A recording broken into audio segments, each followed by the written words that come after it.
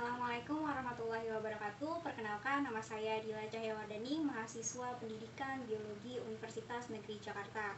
Pada kesempatan kali ini, saya akan menjelaskan atau memaparkan hasil analisis jurnal nasional dan internasional untuk memenuhi salah satu tugas mata kuliah seminar biologi kepada Bapak Dr. Rizal Hendi Hristanto, Bapak Ibu dosen Prodi Pendidikan Biologi, dan teman-teman. Selamat menyaksikan.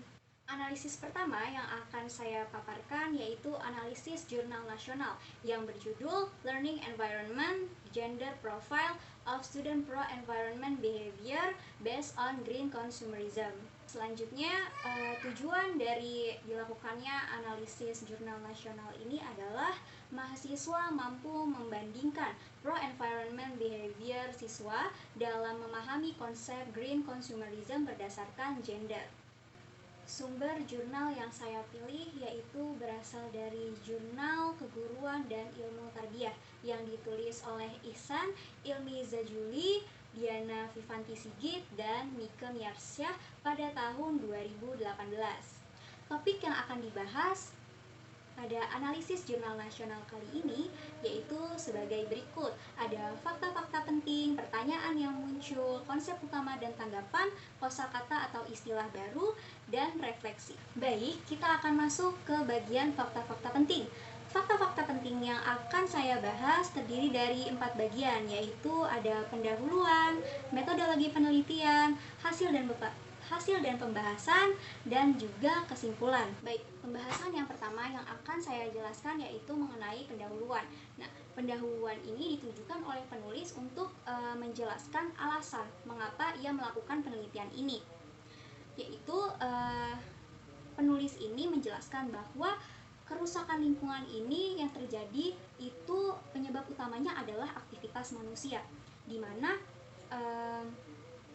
dari hal tersebut, para ahli ini mencari solusi bagaimana caranya ke depannya untuk mengurangi perilaku yang merusak lingkungan tersebut.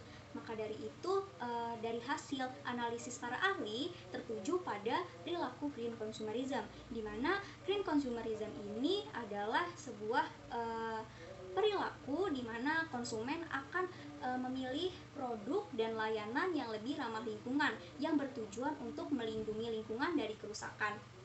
Pemahaman seseorang mengenai green consumerism ini dikaitkan dengan pro-environment behavior atau PEB dalam menjalani aktivitas sehari-hari, di mana PEB ini adalah sebuah istilah untuk orang-orang yang memiliki perilaku peduli terhadap lingkungan dan menghindari perilaku yang merusak lingkungan. Nah, generasi muda itu dianggap salah satu faktor penting untuk menjaga keberlangsungan lingkungan yang lebih baik lagi. Namun, peran siswa untuk menjaga lingkungan itu dari kerusakan masih tergolong rendah.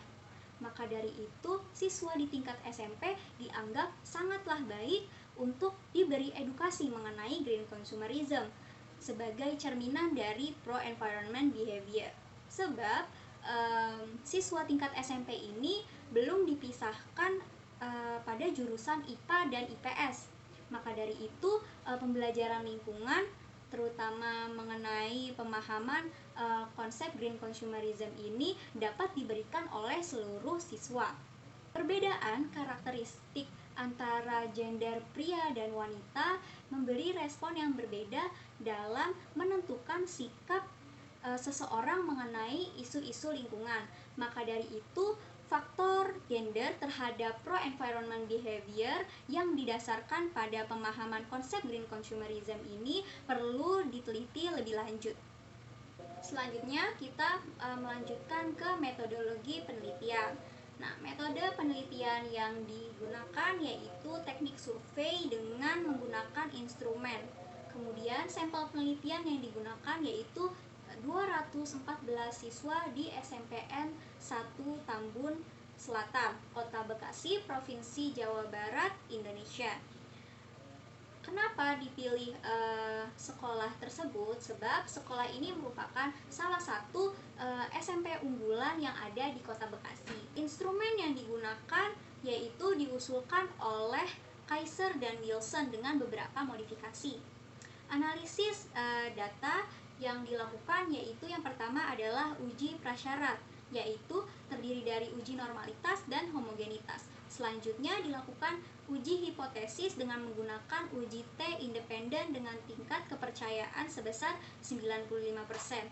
Uji T independen ini untuk membedakan antara dua kelompok, yaitu antara kelompok siswa perempuan dengan kelompok siswa laki-laki. Pada gambar di samping ini memaparkan tabel, yaitu tabel berupa aspek PEB yang dinilai untuk siswa SMP tersebut.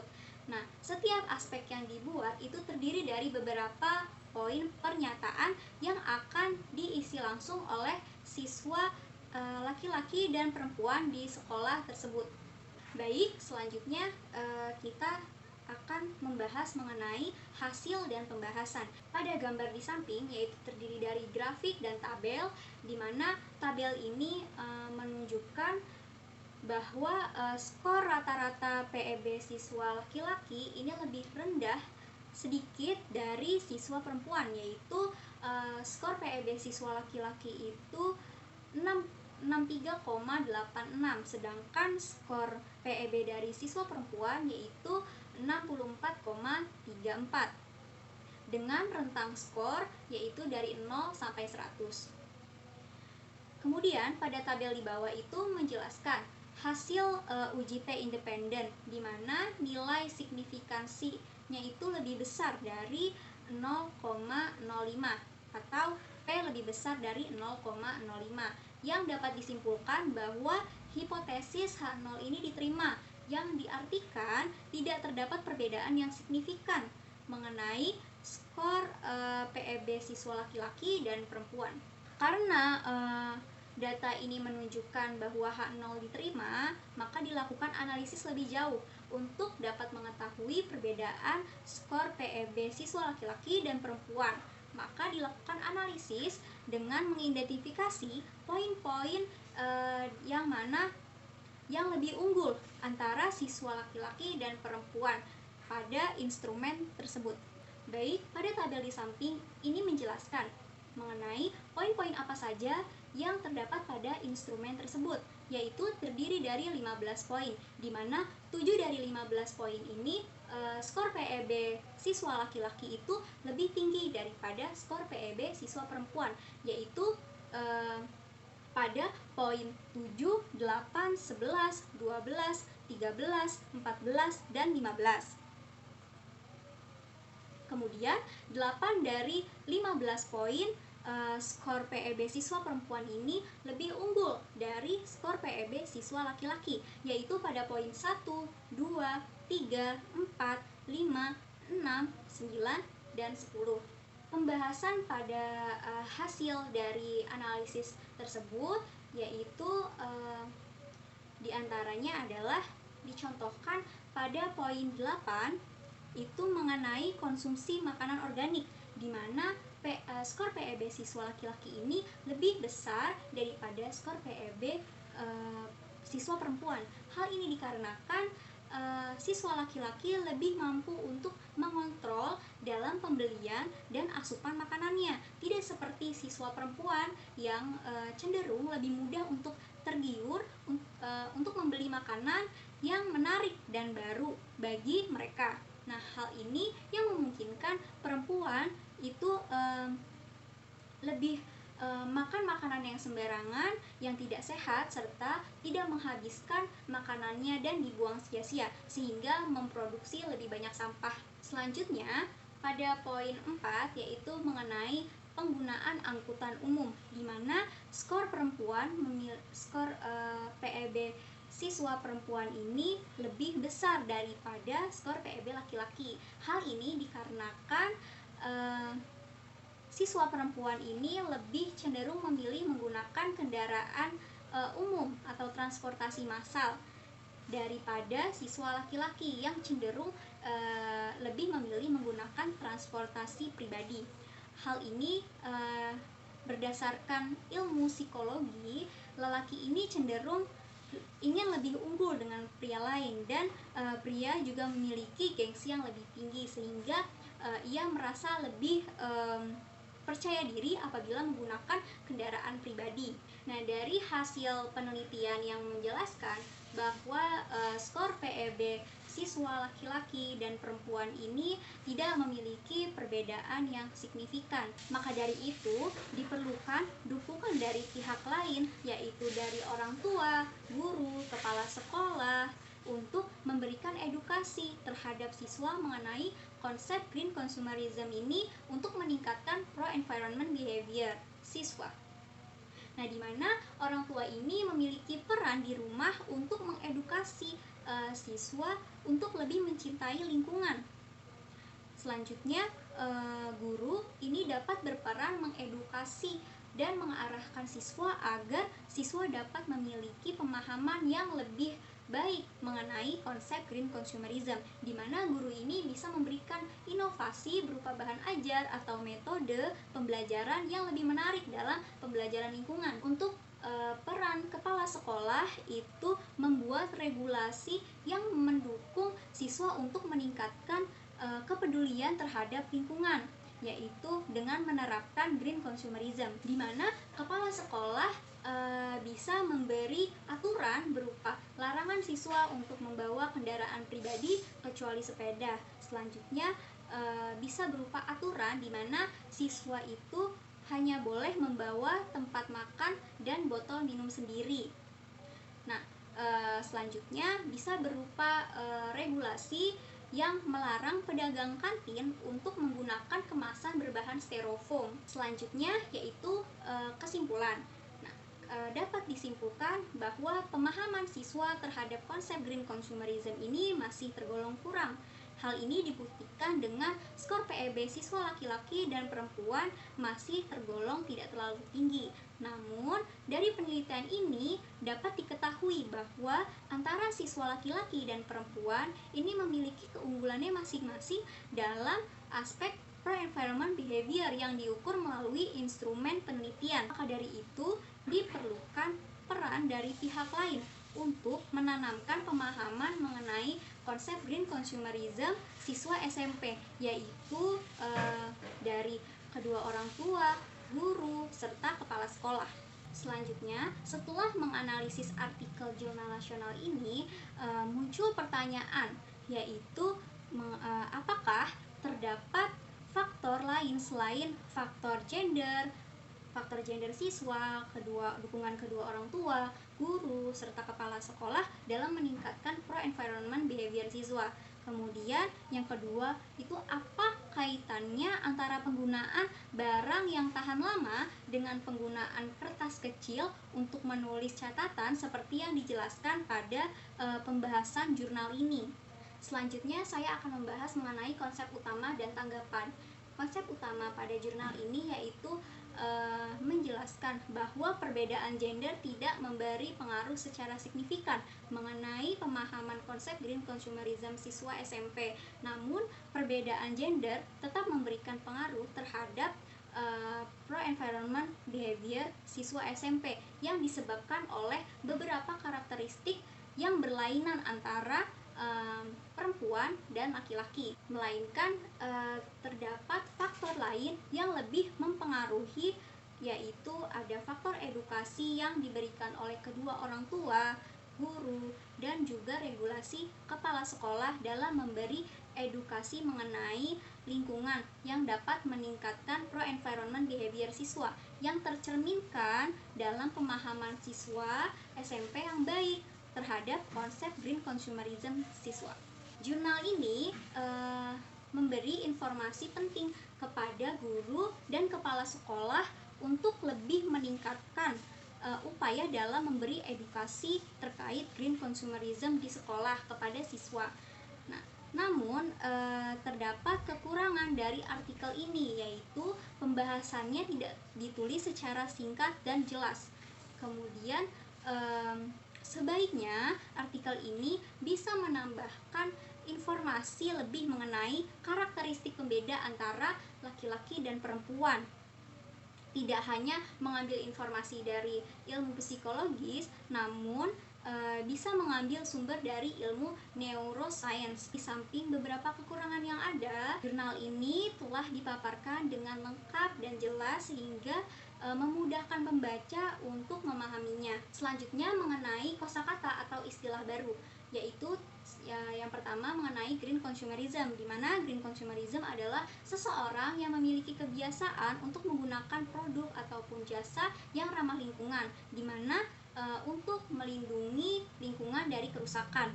Selanjutnya ada pro-environment behavior yang disingkat menjadi PEB, yaitu merupakan upaya seseorang untuk menjaga lingkungan dengan meminimalisir perilaku negatif yang berdampak pada kerusakan lingkungan yang dipengaruhi oleh beberapa faktor. Baik, yang terakhir yaitu mengenai refleksi, di mana setelah menganalisis artikel jurnal ini, saya menjadi lebih yakin bahwa perbedaan gender tidak membatasi seseorang dalam memiliki kesadaran dan kemampuan untuk menjaga lingkungan dari kerusakan yang diwujudkan dalam pro-environment behavior.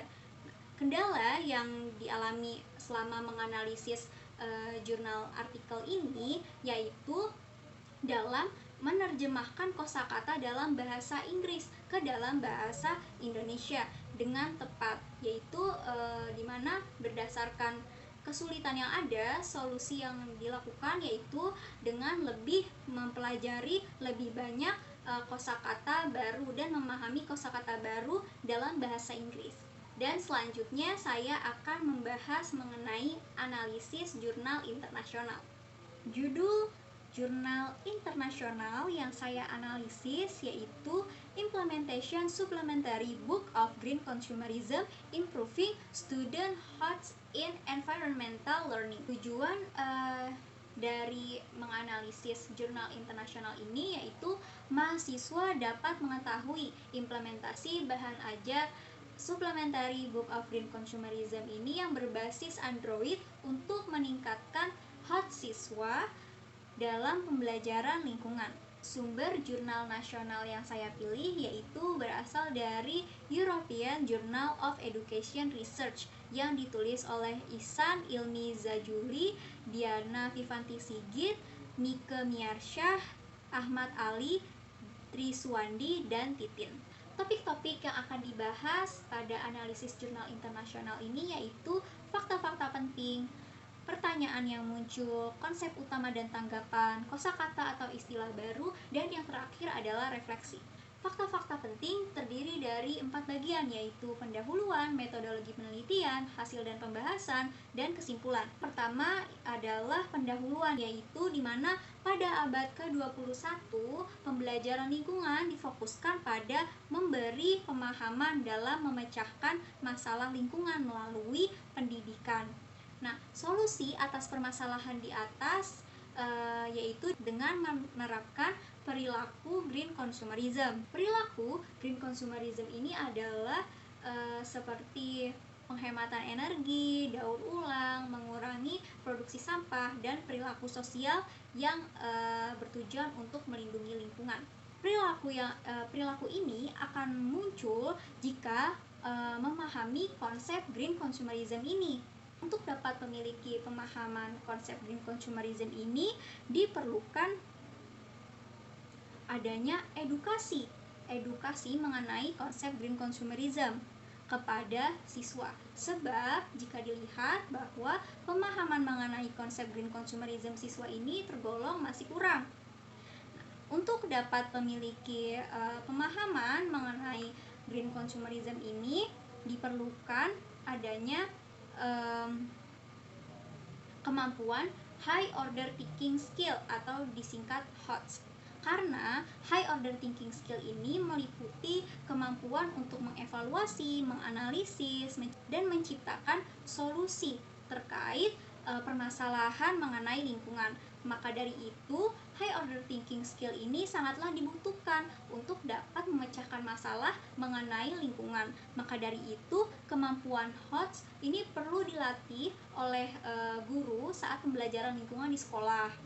Nah, pada penelitian sebelumnya itu berhasil mengembangkan bahan ajar tambahan, yaitu bahan ajar Supplementary Book of Green Consumerism berbasis Android, di mana bahan ajar ini digunakan sebagai informasi tambahan mengenai pembahasan konsep lingkungan, terutama pada konsep green consumerism.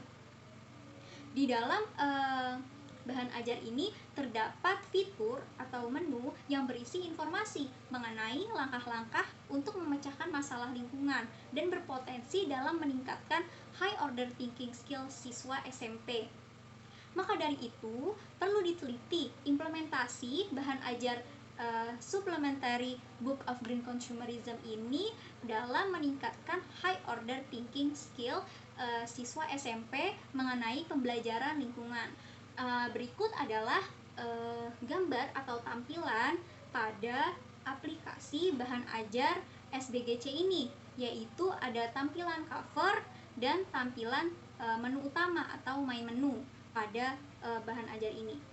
Jika dilihat pada main menu itu terdapat menu yang berisi informasi mengenai cara memecahkan masalah lingkungan yang mendukung siswa untuk meningkatkan high order thinking skill-nya terhadap permasalahan lingkungan atau terhadap pembelajaran lingkungan. Metode penelitian yang dilakukan yaitu metode eksperimental dengan menggunakan pretest dan posttest pada 2 kelas eksperimen dan 2 kelas kontrol, di mana kelas eksperimen ini diberikan perlakuan dengan memberi bahan ajar Supplementary Book of Green Consumerism yang berbasis aplikasi Android dan melakukan diskusi kelompok. Sedangkan pada kelas kontrol itu diberikan bahan ajar konvensional pada umumnya berupa materi ajar yang dicetak dan melakukan diskusi kelompok.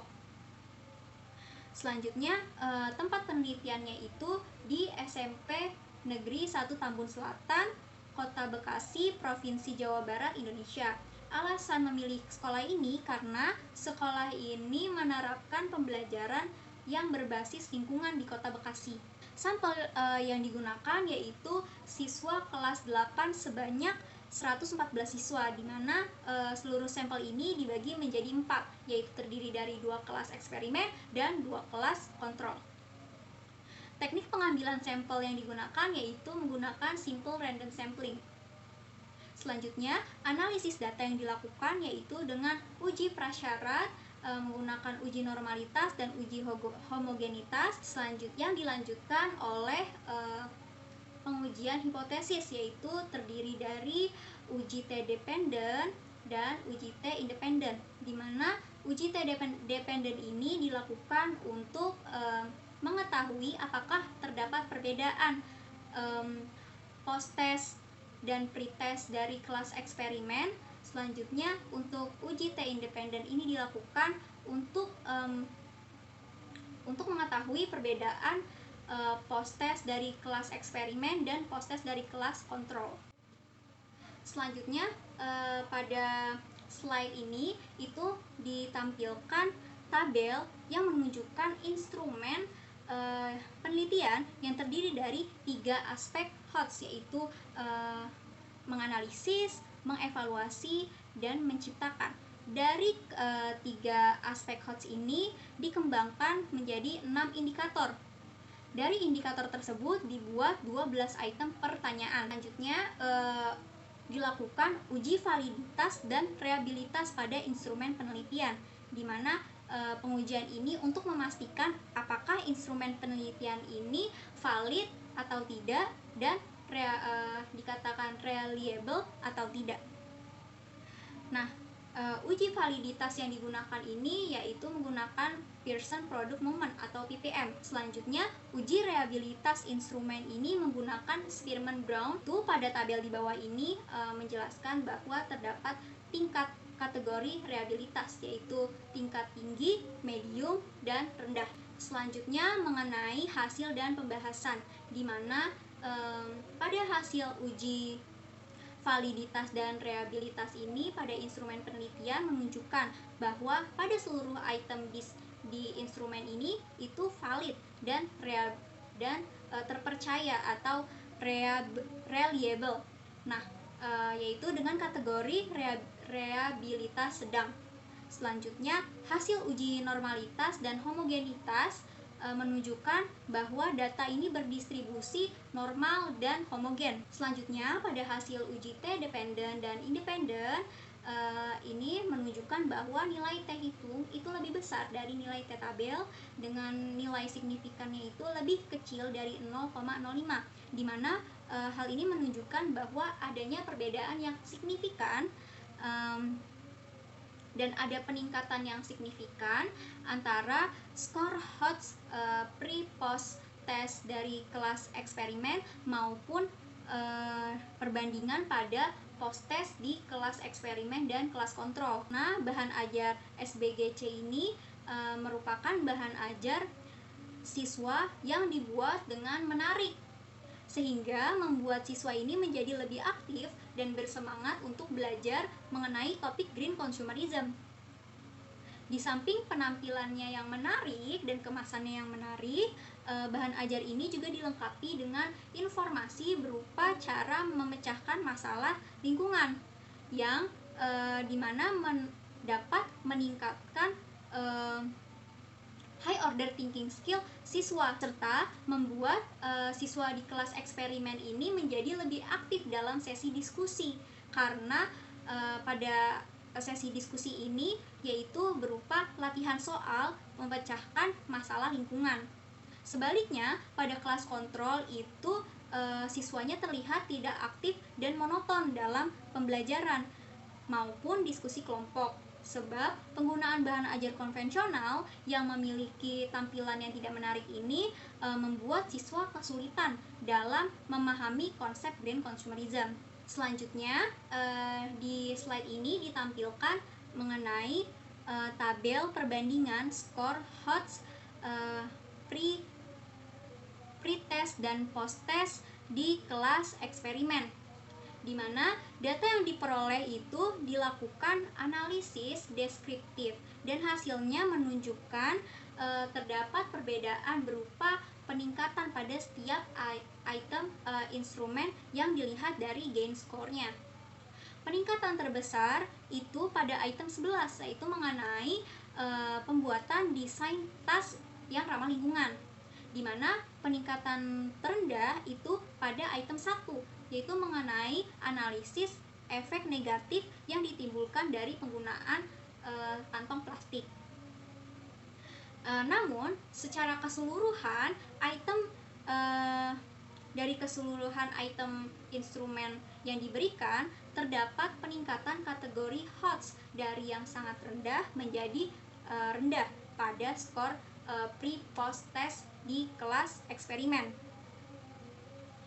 Hal ini menunjukkan bahwa bahan ajar SBGC ini dapat merangsang kreativitas siswa dalam merancang objek yang dimana dapat memecahkan masalah lingkungan berupa tas ramah lingkungan.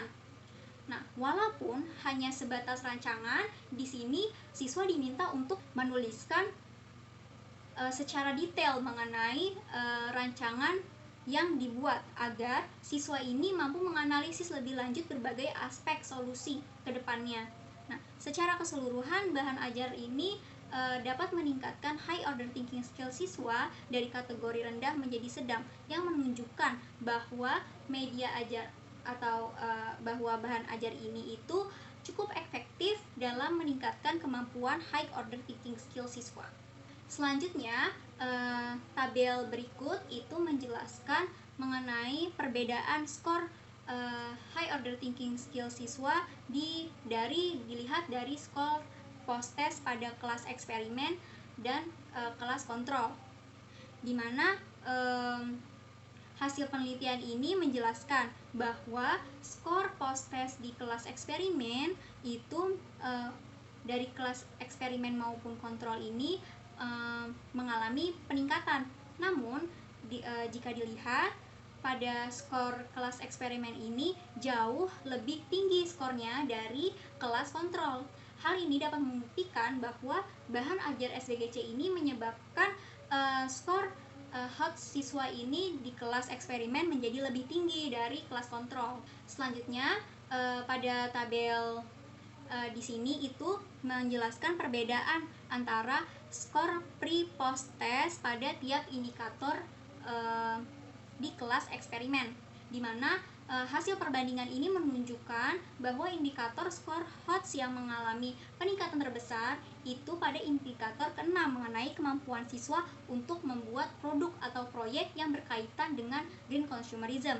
Selanjutnya, pada tabel yang ditampilkan ini yaitu merupakan tabel perbandingan skor post-test siswa tiap indikator di kelas eksperimen dan kontrol, di mana jika dilihat perbandingan skor post-test tiap indikator HOTS di kelas kontrol ini lebih rendah dari kelas eksperimen.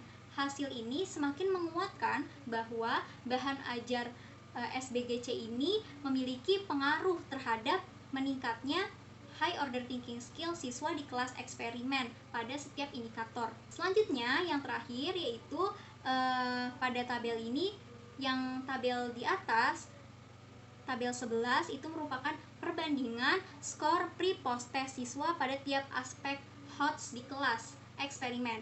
Selanjutnya pada tabel di bawah itu tabel 12 yaitu menjelaskan perbandingan skor post test tiap aspek high order thinking siswa di kelas eksperimen dan di kelas kontrol, di mana menunjukkan bahwa skor aspek HOTS dari nilai pre-post test di kelas eksperimen ini mengalami peningkatan terbesar pada aspek create atau C6.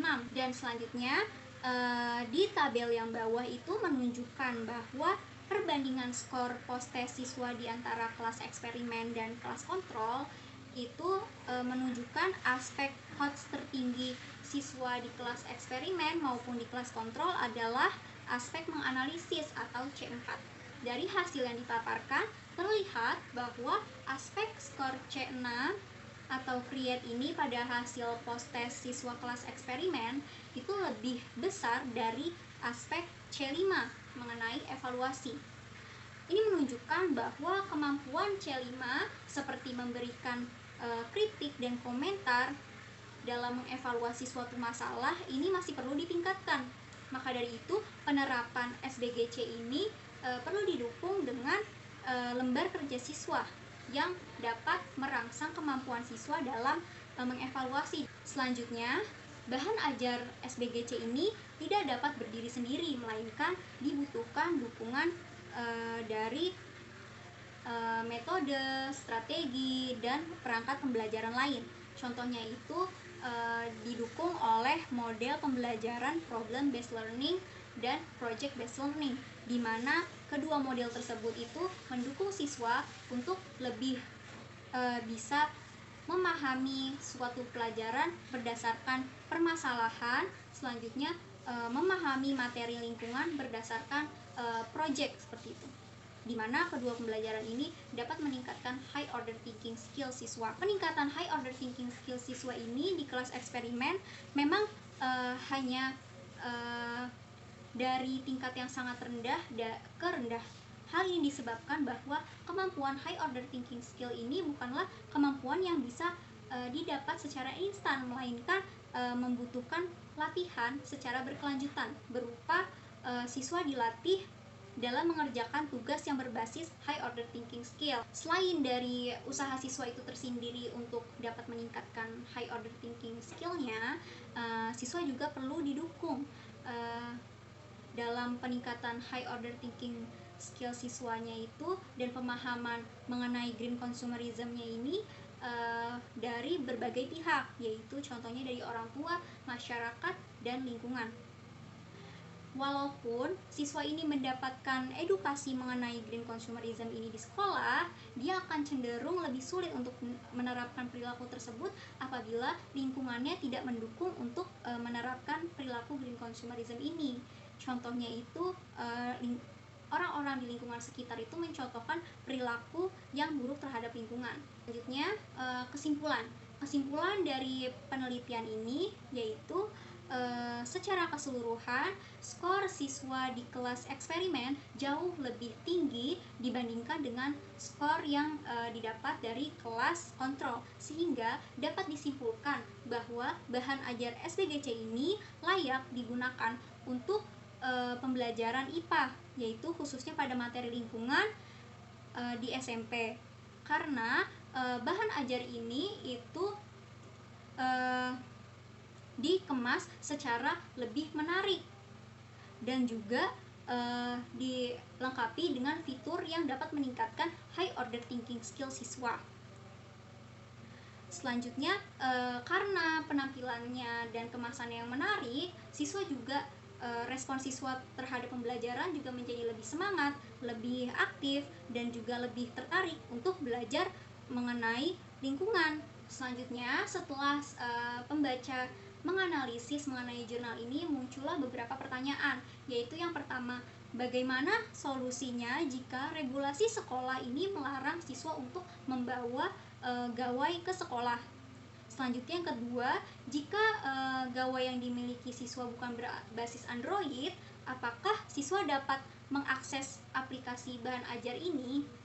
Selanjutnya, yang terakhir, apakah dalam mengakses aplikasi SBGC ini gawai ini harus terkoneksi dengan internet atau tidak? Selanjutnya mengenai konsep utama dan tanggapan, di mana hasil dan pembahasan itu disajikan dengan lengkap. Selanjutnya mengenai tanggapan saya terhadap artikel jurnal internasional ini, yaitu di mana analisis dan pembahasan disajikan dengan lengkap dan jelas sehingga mudah dipahami oleh pembaca. Kemudian, bahan ajar berbasis Android ini sangat cocok digunakan pada abad ke-21 karena pembelajaran ini sudah berbasis teknologi. Di sisi lain, masih terdapat kekurangan diantaranya pada penjelasan mengenai aplikasi SBGC ini tidak menyertakan gambar yang mendukung mengenai isi dari menu yang diunggulkan, yaitu mengenai menu yang mendukung HOT siswa, yaitu menu pemecahan masalah lingkungan. Nah, di samping kekurangan yang ada, secara keseluruhan jurnal ini telah disajikan dengan sangat baik.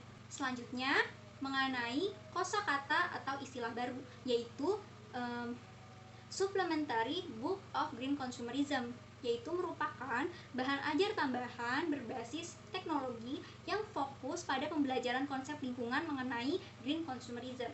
Yang terakhir yang akan dibahas yaitu mengenai refleksi, di mana setelah saya menganalisis artikel jurnal ini menjadi lebih termotivasi untuk menciptakan atau mengembangkan bahan ajar yang menarik dan disesuaikan dengan era digital sehingga dapat mempermudah siswa dalam memahami materi pembelajaran di sekolah. Baik, sekian penjelasan mengenai analisis jurnal nasional dan internasional yang saya lakukan. Semoga informasi yang saya paparkan ini bermanfaat. Kurang lebihnya mohon maaf. Wassalamualaikum warahmatullahi wabarakatuh.